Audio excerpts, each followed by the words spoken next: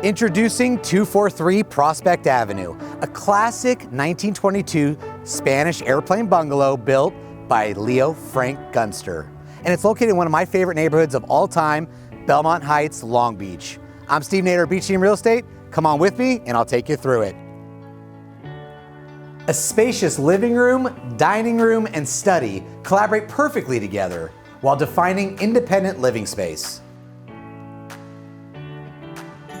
This century-old home coincides with the oil boom of 1921, and the airplane bungalow afforded a traditional layout with added benefit of second-story views with modern architecture.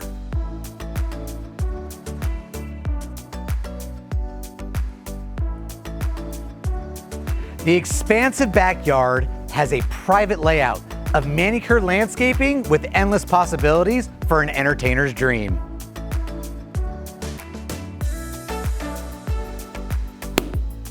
By the time you're watching this video, more than likely this property's already been sold.